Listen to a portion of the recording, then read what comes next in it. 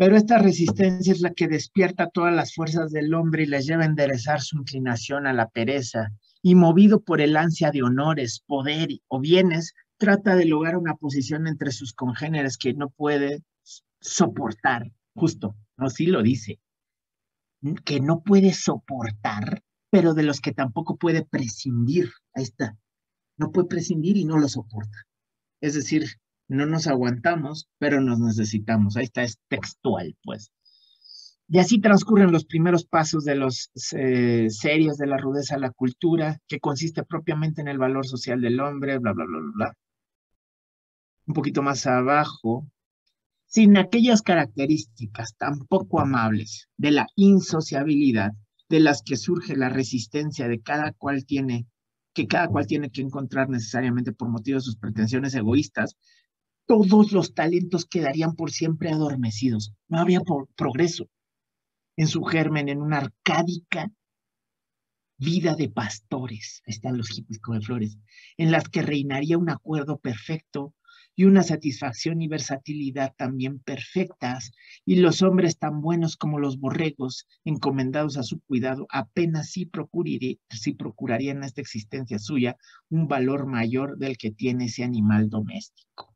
No llenarían el vacío de la creación en lo que refiere a su destino. Entonces, fíjense, gracias sean dadas pues a la naturaleza.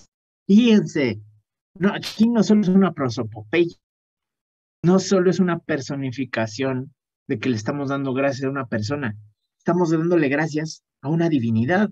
Gracias sean dadas a la naturaleza por la incompatibilidad, la vanidad maliciosamente porfiadora, por hacernos egoístas, por nacernos insociables, porque así progresamos, ¿no? Ok, hasta aquí. Dudas, preguntas, comentarios.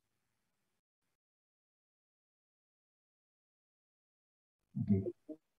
Es- Dime, dime, Saúl. Yo muy villano esta última parte. Sí, ¿no? Bueno, no acuerdo de otro texto. Yo pienso que es en paz perpetua.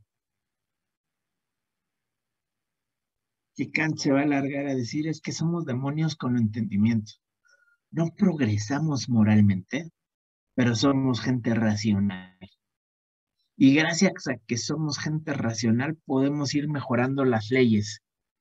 Pero o sea, Kant creo que es pietista. O sea, cree en la doctrina de la predestinación. No. O sea, somos demonios, pero tenemos entendimiento. Y eso es lo que nos salva. O sea, sí, Kant tiene una visión de la humanidad cercana a la de Hobbes. O sea, pide el homo homini lupus, ¿no? El hombre es el lobo del hombre, o sea, somos malos por naturaleza, pero tenemos entendimiento, ¿no? Y esto es lo que nos ayuda.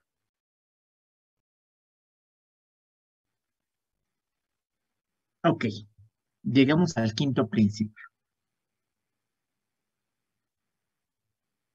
El problema mayor del género humano, a cuya solución le constriye la naturaleza, consiste en llegar a una sociedad civil que administre el derecho en general. Es decir, el problema mayor, dada esta insociable sociabilidad, es llegar a una constitución civil perfectamente justa. Esta formulación de la perfectamente justa está un poco más abajo, se los leo para que vean que no son mis palabras.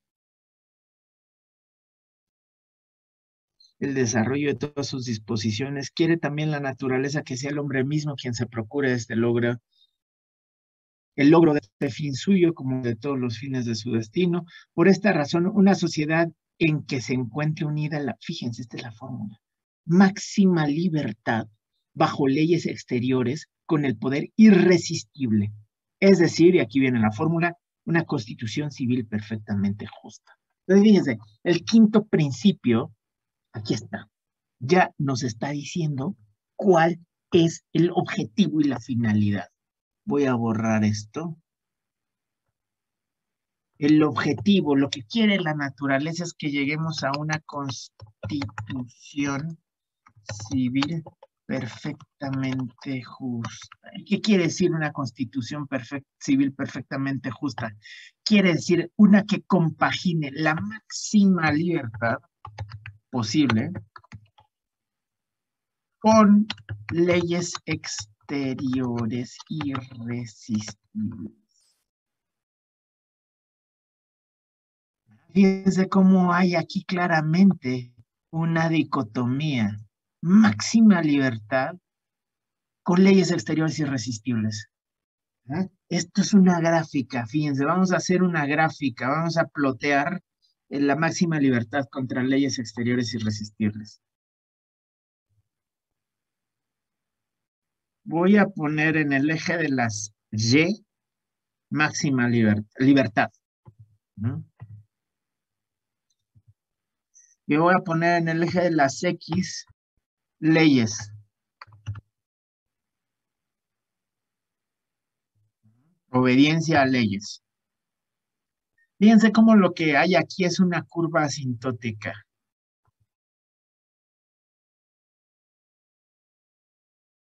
Ay Dios. Voy a ver si en mi siguiente trazo la curva me sale mejor. Ok. Entre más positivo en el eje de las Y's, más libres. ¿Ah? Mayor libertad. Entre más positivo en el eje de las X, más leyes y por tanto menor libertad. Ajá. Entonces, lo que dice Kant es la tarea es encontrar la constitución civil perfectamente justa. Un punto hipotético X en donde compaginemos la mayor libertad, o sea, lo que queremos es lo más positivo en el eje de las Y's, sin que lleguemos a la anarquía. Aquí es la anarquía. Y como somos insociables, nos matamos unos a los otros, ¿no?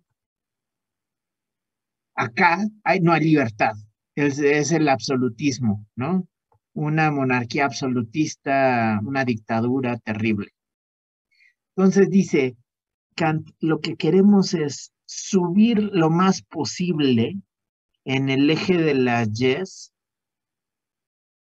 con leyes, bajando lo más posible en el eje de las X. Vamos a suponer que este es un punto hipotético, ¿no? No es que sea un lugar específico, sino que justamente la tarea es encontrar dónde está ese punto, este punto hipotético X. La máxima libertad posible con leyes exteriores irresistibles, esa es la constitución civil perfectamente justa. Ni anarquía ni dictadura absolutista, ¿no? Sino lo más posible hacia acá. Ay Dios. Esa es la tarea, dice. Ese es el objetivo que nos puso la naturaleza. El problema mayor del género humano, a cuya solución lo invita la naturaleza, consiste en llegar a una sociedad civil que administre el derecho en general, que logre combinar máxima libertad bajo leyes exteriores. ¿Cómo hacemos eso? No tiene que ser una república, va a decir Kant, digamos, va a llevarnos hacia cómo se vería eso.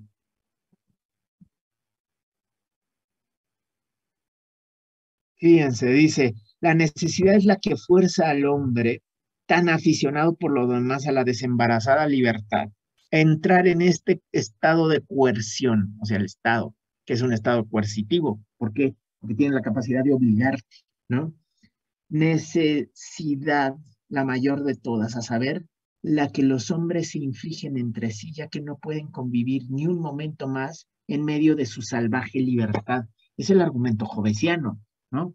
Hobbes es el que dice, vivimos en estado de naturaleza que es derecho natural absoluto, es decir, somos absolutamente libres de hacer lo que queramos y no hay moral, porque el objetivo es sobrevivir. Podemos hacerlo todo. Entonces la pregunta es, ¿por qué gente que ama naturalmente la libertad querría entrar a un estado que lo que hace es restringir la libertad? Bueno, para sobrevivir, dice Hobbes, y Kant está cobereando el argumento hobbesiano. ¿Por qué abandonaría la libertad? Porque no sobrevivimos. Necesitamos leyes, pero las mínimas posibles, ¿no? Porque ¿cómo diseñamos este umbral teórico? Vamos a decir tantito más para acá, tantito más positivo sobre esta línea. Aquí ya nos comemos los unos a los otros, es insostenible, ¿no? La libertad es insostenible.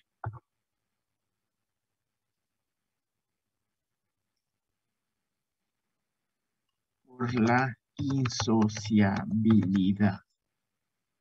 Y acá, las leyes son excesivas. Leyes excesivas, ¿no? Impiden la individualidad. Entonces tenemos que lograr mediar, encontrar este punto hipotético X, que es la Constitución Civil perfectamente justa, ¿no? La X, evidentemente, Kant es liberal, pues, o sea, no estamos hablando con propiedad de liberalismo, porque es filosofía del siglo XIX, pero Kant cree en la libertad del individuo, o sea, no por nada se avienta el imperativo categórico en contra de la cosificación del otro, ¿no? Es una maravilla. La tercera formulación del imperativo categórico dice, trata a los demás siempre al mismo tiempo como fines en sí mismos, nunca solamente como medios, ¿no? ¿Por qué? Porque el individuo es un fin en sí mismo. ¿Por qué? Porque tiene la libertad de la voluntad. Es un fin en sí mismo, no puede ser atropellado. Ajá. Este es un principio del liberalismo, el sagrado individuo, etcétera, etcétera, ¿no? Entonces quiere hacer compaginar esto. Máxima libertad con leyes irresistibles, no en anarquía, ¿no? ¿Qué dice el sexto principio? El sexto principio dice, el quinto es lo más difícil que hay. No agrega mucho más allá de eso, fíjense, se los leo. Este problema es también el más difícil y el que más tardíamente resolverá la especie humana, ¿no? Conseguir el 5, la constitución civil perfectamente justa, es lo último que se va a lograr.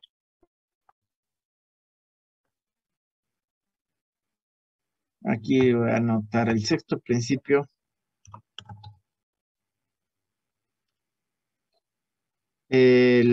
La constitución civil perfectamente justa es lo más difícil y lo último que vamos a conseguir. Fíjense cómo finalmente esto también implica otra gráfica.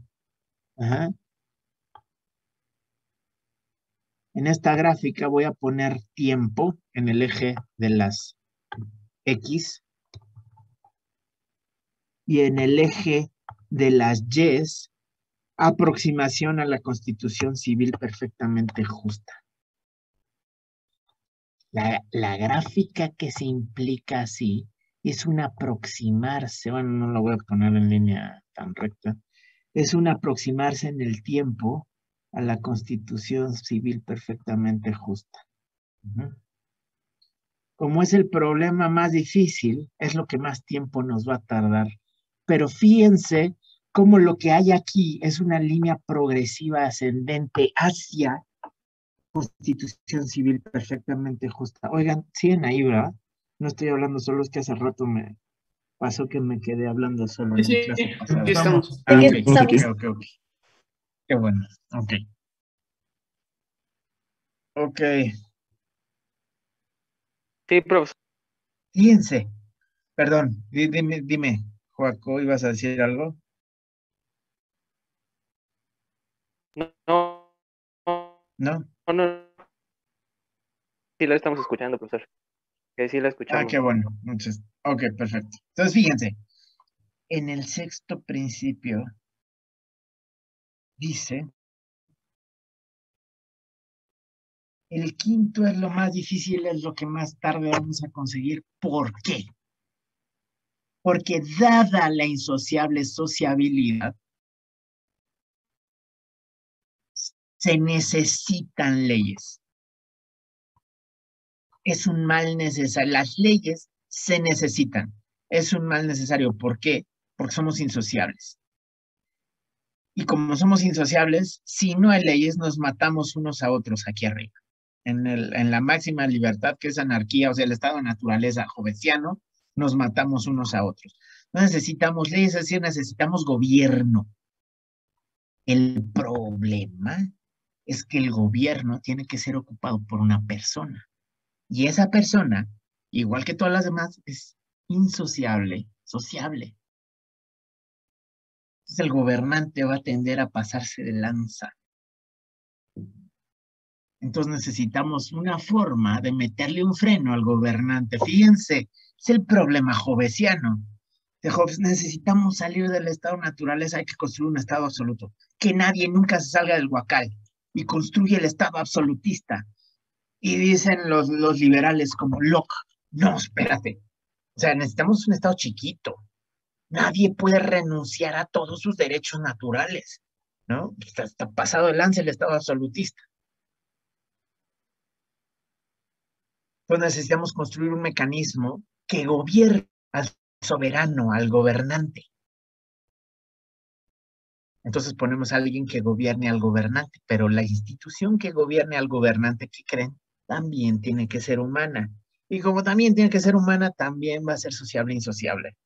Entonces, es un problema que nos puede llevar hasta la náusea. Construir una instancia que gobierne a quien gobierna al gobernante. Y esa instancia que gobierne al que gobierna, al que gobierna al gobernante, y bla, bla, bla. Entonces, ese problema es imposible de resolver, dice Kant. Por lo tanto, la sociedad civil, la constitución civil perfectamente justa, es un ideal regulativo. Es algo a lo que tenemos que tender, fíjense, de los...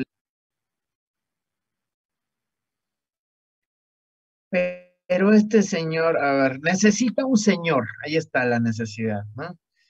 Porque no cabe duda que abusa de su libertad con respecto a sus iguales, y aunque como criatura racional desea enseguida una ley que ponga límites a la libertad de todos, su egoísta inclinación animal le conduce seductoramente ahí donde tiene que renunciar a sí mismo.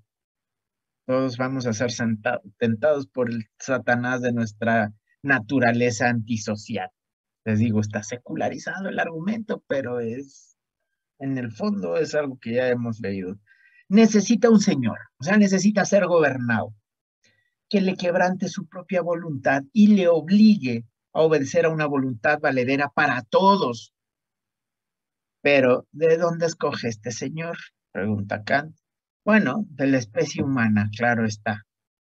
Pero este señor es también un animal que necesita a su vez un señor para que no se pase de lanza. Ya puede, pues, proceder como quiera. No hay manera de imaginar cómo se puede procurar un jefe de la justicia pública que sea a su vez justo. O sea, un jefe de la justicia que sea a su vez justo. ¿Por qué? Porque siempre va a ser humano y el ser humano siempre es insociable, sociable, ¿no? Animal es un demonio con entendimiento. Ya sea que le busque en una sola persona o en una sociedad de personas escogidas a tal efecto. Ya sea que monarquía, ya sea que una república, porque cada una abusará de su libertad si a nadie tiene por encima que ejerza poder con arreglo a leyes. El jefe supremo tiene que ser justo por sí mismo y sin embargo un hombre. Entonces es imposible el problema. Entonces, como es imposible, lo que dice Kant es, vamos a establecerlo como ideal regulativo. Fíjense, lo que nos ha impuesto la naturaleza es la aproximación a esta idea, que será también lo último en ser puesto en obra, se deduce a sí mismo del hecho de que los conceptos correctos acerca de la naturaleza de una constitución posible exigen una experiencia muy grande, bla, bla, bla. Séptimo principio. El séptimo principio dice, para poder construir una constitución civil perfectamente justa, se requiere de una relación legal entre los estados. Voy a borrar otra vez y se los voy a explicar. El problema hobbesiano es este. En un estado de naturaleza tienes muchos individuos que no tienen ley en común. Si estos individuos se enfrentan a una situación de escasez en la que no hay suficientes para todos, se van a convertir en enemigos de unos contra otros. Va a empezar una guerra de todos contra todos. Todos están enemistados compitiendo por conseguir los recursos necesarios para la vida, etcétera, ¿no? Todos contra todos, bla, bla, bla. Imagínense una maraña suficientemente comprensiva para señalar todas las posibles fuentes de conflicto que no estoy dibujando evidentemente acá, ¿no? Ok, ¿cómo resolvemos esta guerra de todos contra todos? La solución hobbesiana se requiere de un poder común, una institución en la cual todos cedan recíprocamente la totalidad de su derecho natural y se constituya como poder soberano entre ellos. Todos obedecen al soberano, ya nadie tiene derecho, porque se dieron la totalidad de su derecho natural a esa institución soberana. Ok. El problema, Hobbes lo deja así, es que así como está sucediendo en una sociedad, está sucediendo en otro estado de naturaleza por acá y otro por acá y otro por acá. ¿Y qué pasa? Se reproduce la dinámica del estado de naturaleza a nivel estados. Hay un estado de guerra de todos contra todos a nivel internacional porque son nuevos individuos no gobernados por un poder común que los mantenga todos a raya. Y Hobbes ahí lo deja. Ese problema es irresoluble. ¿Por qué? Porque la soberanía no se puede enajenar. El pacto el pacto que construya este poder soberano es de este, con este, con este, con este, con este. O sea, es por pactos recíprocos entre los individuos. Y esos pactos no se pueden volver a pactar. La soberanía no es enajenable, dice Hobbes. Por lo tanto, no puedes construir un estado de estados. No puedes llegar y decir, no, bueno, pues vuelves a construir otra vez. No, no se puede, dice Hobbes, no se puede. Se queda el estado de naturaleza entre soberanos.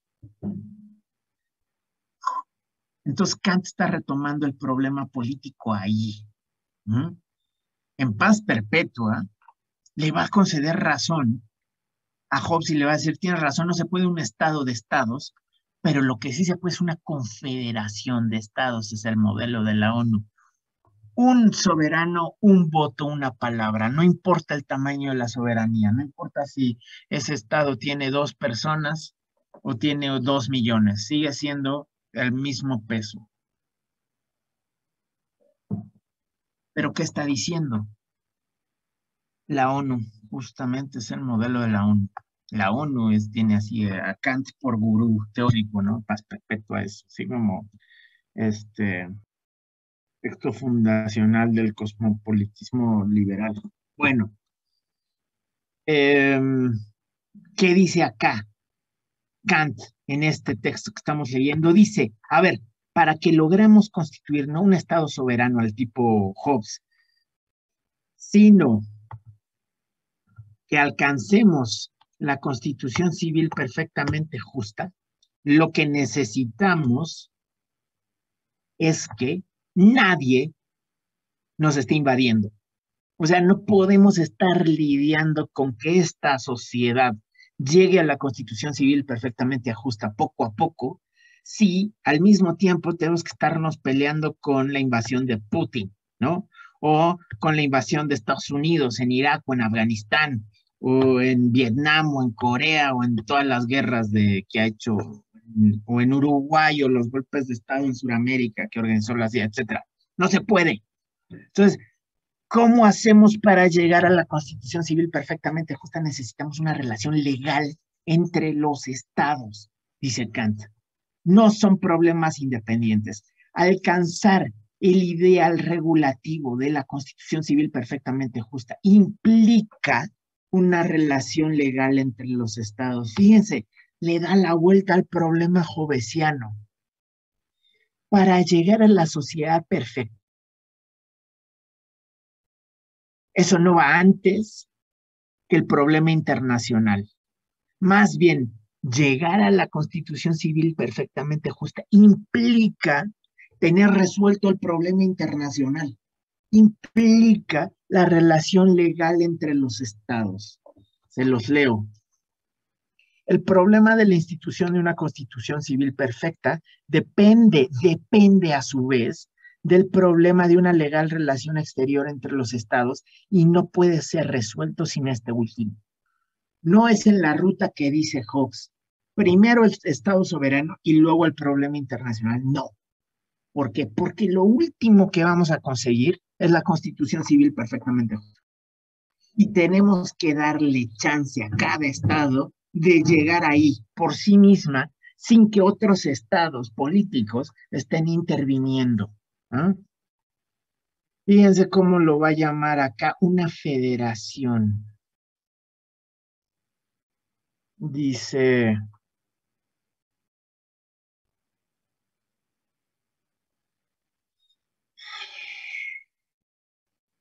a ver, y por último, y después de muchas devastaciones, naufragios y hasta agotamiento interior completo de sus energías, al intento que la razón les pudo haber inspirado sin necesidad de tantas y tan tristes experiencias, a saber, aquí está, a escapar del estado sin ley de los salvajes y entrar en una unión de naciones en la que aún el estado más pequeño puede esperar su seguridad y su derecho, no de su propio poderío, de su propia decisión jurídica, sino únicamente de esa gran federación de naciones, de una potencia unida y de la decisión según leyes de la voluntad unida. ¿Mm? Fíjense, el séptimo principio pone las bases justamente para la ONU o para el texto de paz perpetua. Hasta aquí dudas, preguntas, comentarios.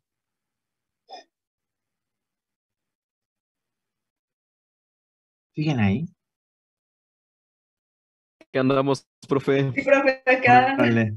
Y Sí, todo son bien. neta, son bien gachos. O sea, neta, yo así de repente no tengo evidencia de que no estoy nada más hablando como loco, porque todos apagan sus cámaras. Qué gachos. Prendan alguna aunque sea. Gracias. Para también, para saber que no estoy trabado o hablando solo. Me Les perdona, agradezco. profe, Ok. es que está todo Queda tirado. pena, profe. No, No se no hay Apenas preocupe. ayer me problema, ¿no? dejaron O sea, volver a mi casa y pues no manches. yo por eso estoy así de cerquita de mi pantalla y no les enseño ni tantito cómo está tirado mi zona de trabajo porque es así una pesadilla. Libros en el piso, hojas amontonadas, todo, tazas de 4 o 5 semanas amontonadas en mi escritorio. En fin, es una pesadilla esto. Bueno, octavo principio. Fíjense, se puede considerar la historia de la especie humana en su conjunto como la ejecución de un secreto plan de la naturaleza para la realización de una constitución estatal interiormente perfecta y con este fin también exteriormente, con el único estado en que aquella puede desenvolver plenamente todas las disposiciones de la humanidad. ¡Bum! Fíjense, aquí está su famosa historia universal reducida a un solo principio. La historia universal es la historia de la construcción de una constitución civil internamente justa, perfecta, para lo cual exteriormente también este es el plan secreto de la, vamos a ponerlo también con mayúscula aquí nomás para que vean cómo la naturaleza aquí es así, la diosa divinidad, ¿no? Es decir, díganme si este no es el relato secularizado de la providencia que estábamos leyendo en Agustín. ¿Mm? La historia de la humanidad es la evolución de este plan secreto de la naturaleza, es decir, Es providencialismo puro, la providencia. Plan secreto de la naturaleza o providencia. Dios o naturaleza.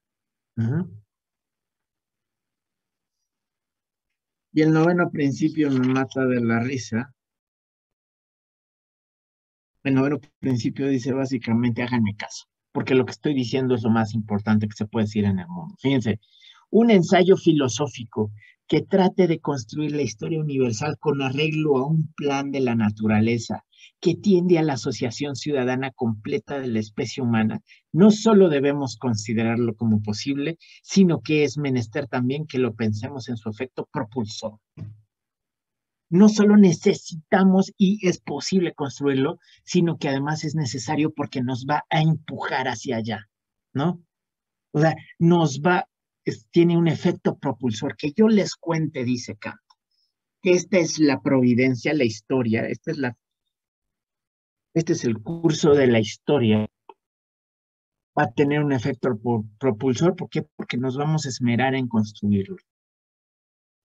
Digamos, si el noveno principio es un poquito eso. Entonces, fíjense, empieza desde demostrarnos que la acción humana es regular para acabar diciéndonos podemos tener fe en el plan secreto de la naturaleza. Podemos tener fe en que lo podemos descubrir y dos, cuál es, y entonces esforzarnos por alcanzarlo. Fíjense cómo en la filosofía de Kant hay dos cosas que operan. Una es la teleología y otra es la deontología. Hay éticas que se presentan como separadas, es decir, una es la lógica de fines y una cosa es que nos dijera, estamos avanzando hacia allá aunque no nos guste. Es una de las cosas que podría haber dicho Kant. El plan secreto de la naturaleza es como algunos marxistas sí hicieron en alguna época. Decía, bueno, aunque no te guste la historia, me da la razón, ¿no? Hazle como quieras. Estamos caminando hacia la emancipación de la sociedad en el comunismo, ¿no? Y la historia me da la razón, decían estos creyentes. Lo de Kant no solo es una teleología, también es una deontología. Tenemos que construirlo. O sea, porque explicarles la historia así no solo sirve para mostrarles que ahí está la finalidad, sino también para invitarnos a construirla, ¿no? O sea, tenemos el deber de construirla. Esta tensión entre teleología y deontología lo pueden encontrar en todos los ensayos de filosofía de la historia, también en qué es la ilustración, ¿no? En sí, y también en ese otro ensayo que se llama Si la historia si el género humano se halla en constante progreso hacia mejor. Dice, sí, pero además tenemos un deber, ¿no? Quiere una historia profética que ante en ese otro texto. Entonces, fíjense, ¿de qué nos sirve este texto? Dale, Bruno, vas, antes del cierre. Vas. Sí, pues solo quedándose sobre este punto, me llama la atención como él dice, a ver, si el hombre es el ser racional, el ser que puede dar cuenta del mundo, pero al mismo tiempo esto que está haciendo Kant en ese momento, es decir, dar cuenta del mundo acerca a las metas del mundo, ¿no? De la naturaleza, quiero decir. Em, de alguna manera es como una transición que se da en el hombre mismo, en donde el hombre comienza, sin dejar de ser parte de la naturaleza, a participar en la creación de la naturaleza, eh, dando cuenta de ella, ¿no? Ya no cuenta qué, perdón, ¿qué fue lo último que dijiste? Dando cuenta de ella, dando Dando cuenta de la cuenta de ella. naturaleza. Uh-huh. Sí, totalmente, ¿no? Totalmente. Lo que es muy notable es ver, digamos, justamente en es parte y productor, ¿no? Sigue siendo parte de la naturaleza, pero también dando cuenta de ella y produciéndola. te denota una forma de hacer, digamos, de conjugar la providencia con la acción humana como deber. O sea, la providencia no solo es un sino en sentido griego, no solo es un destino del cual no podemos escapar, como Edipo no puede escapar de su sino y como Yocasta no puede escapar de su sino, ¿no? Sí es una providencia, sí es un plan secreto, o podemos pensarla como tal, porque con este cuidado epistemológico de Kant, dice, nunca afirma hay un plan secreto en la naturaleza, sino es como si hubiera un plan secreto en la naturaleza que tenemos el deber de construir, ¿no? O sea, hay providencia, pero la relación con la providencia se nos impone como un deber moral, ¿no? Como un deber moral. Entonces vamos a decir, está este camino evolutivo, ascendente, aproximativo hacia el ideal regulativo, pero como deber moral también, como una necesidad de acción del ser humano. Entonces, están ahí metidos varios temas que habíamos leído en el texto de tiempo e historia en la concepción bíblica, tiempo e historia en el judaísmo, tiempo e historia en el cristianismo medieval y, digamos, en la ilustración, lo que se presenta es un relato secularizado del providencialismo cristiano. Esto es lo que les quería yo mostrar, ¿no? Es no aparece la palabra Dios por ningún lado, no aparece este, el, el reino de los cielos, ni la ciudad de Dios de Agustín, pero la sociedad civil perfectamente justa está secularizando esta idea y el plan secreto de la naturaleza está secularizando la idea de providencia divina, ¿no? Y naturaleza está secularizando a Dios, etcétera, etcétera, ¿no? Se vuelve a presentar en una configuración moderna con pretensiones de racionalización, ¿no? No sé si se ve esto que habíamos estado discutiendo en las sesiones pasadas.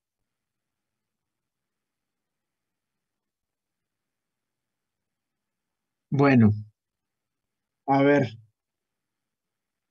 vamos a dejar aquí esta primera unidad en la que estuvimos discutiendo la variación de las concepciones del tiempo y la historia a lo largo de la historia, ¿no? Y la permanencia y digamos, y la secularización de, de las formas de concebir el tiempo y la historia en la modernidad. Y vamos a empezar a leer una otra unidad, ¿no? Vamos a leer de Karl Lovith, el sentido de la historia. Ya les había yo dicho, a ver, vamos, se los muestro, ¿no? Ahí no.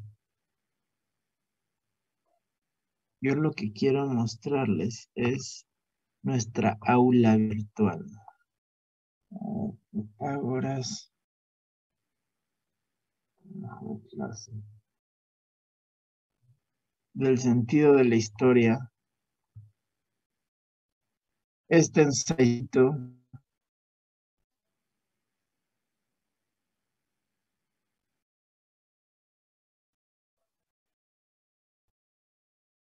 está. Acá está. Este. Del sentido de la historia, el que está subrayado. Está a partir de la página 315, ¿vale? Fíjense cómo es un ensayo chiquito. Tiene 15 páginas, ¿no? Les voy a pedir que leamos ese, porque la reflexión sobre la historia con un sentido atraviesa gran parte de las formulaciones de la filosofía de la historia, ¿no? La reflexión sobre el sentido es fundamental para esta disciplina y también es la que más en crisis está en la posmodernidad, ¿no? El sentido de la historia está tal vez el más grande exponente de esto es Hegel, ¿no? Hegel es el más grande filósofo del sentido del devenir, ¿no? También tiene una cita, y tal vez con esto voy a cerrar, en la que nos va a decir que el sentido del devenir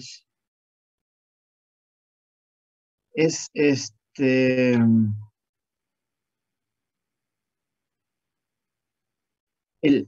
el desarrollo del concepto de la libertad humana. Y va a tener toda una fundamentación para ello. Estudios de historia que lo fundamentan, según él. Estudios de historia de la filosofía y también estudios de filosofía de la historia que fundamentan esto. Ay, Dios.